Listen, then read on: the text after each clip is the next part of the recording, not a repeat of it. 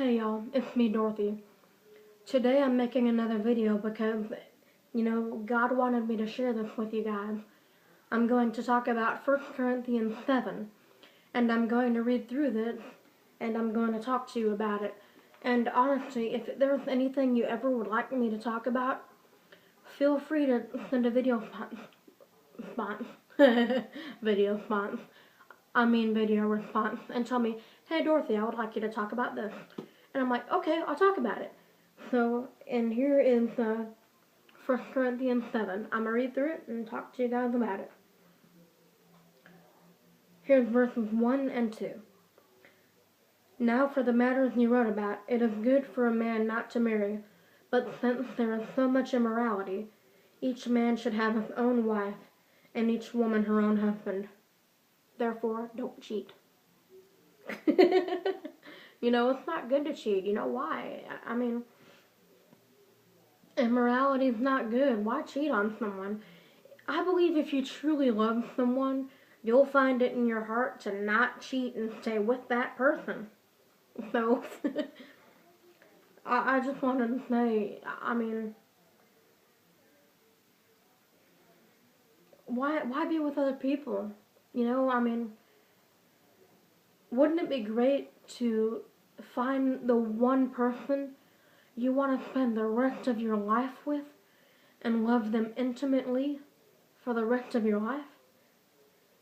Isn't it beautiful to think about that? You know what I mean? Now I'm going to continue to go through this. Verses 3 through 7. The husband should fulfill his marital duty to his wife, and likewise the wife to her husband. The wife's body does not belong to her alone, but also to her husband. In the same way, the husband's body does not belong to him alone, but also to his wife. Do not deprive each other except by mutual consent for a time, so that you may devote yourselves to prayer, then come together again, so that Satan will not tempt you because of your lack of self-control. I say this as a concession, not as a command. I wish that all men were as I am, but each man has his own gift from God. One has this gift, another has that. So, what he means by fulfilling a marital duty and bodies not belonging to each other is that, when you marry someone and you consummate the marriage, sorry, I'm trying to keep my Bible balanced. When you marry someone and consummate the marriage, you as the husband and wife become one, okay? You guys become one. You belong to each other in a marriage covenant, okay? You get married, you get married first, then you get together first of all, and you belong to each other. So, say when the wife wants to be intimate with the husband, he should fulfill her desire to be intimate with her. Or if the husband wants to be intimate with the wife, she should fulfill his desire to be intimate with her. You know what I mean? I believe that, I'll be honest with you, okay? I believe that sex in a marriage, excuse me again, I believe that sexuality in marriage between the husband and his wife is very important, okay? I believe it causes you to be connected together as one, okay? And, it just helps you feel together. And, I know that a woman's sense of togetherness is different than a man's. And I am not sure exactly how this is, but first I'll tell you a woman's view of togetherness.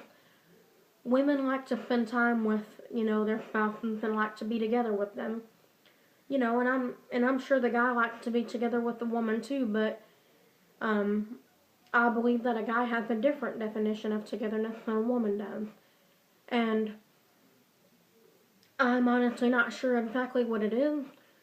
So if you're a guy maybe you can tell me what your definition of togetherness is, and maybe I'll get a better idea of it. And I'm just letting you know what a woman type is. And, I believe that, a woman and man should come together as one so they can become stronger, And, okay, that was verses 3 and 4 I was talking about. And 5 and 6, it talks about, verse 5. It talks about do not deprive each other except by mutual consent and for a time, so that you may devote yourselves to prayer, then come together again, so Satan will not tempt you because of your lack of self-control. So, if you and your wife decide to, sorry, I had to press the battery button because it's a low battery. Anyway, if you and your wife or you and your husband decide to not come together for a time, I'm trying to keep this G-rated, okay?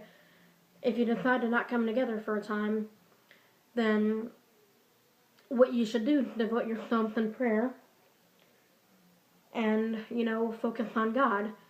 And,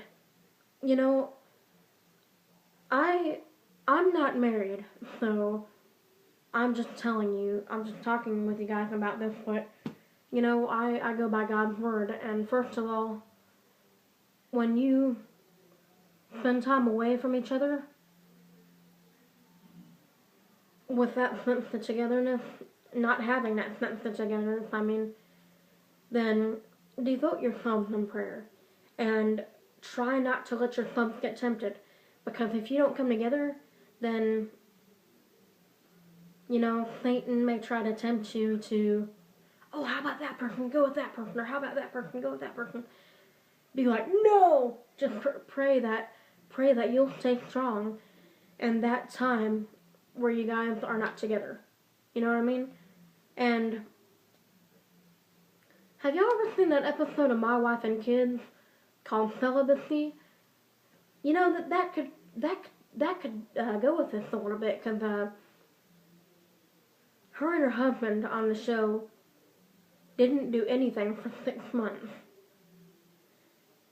And then they finally came together after 6 months. And it was like a big explosion of, wow! You know what I mean? But,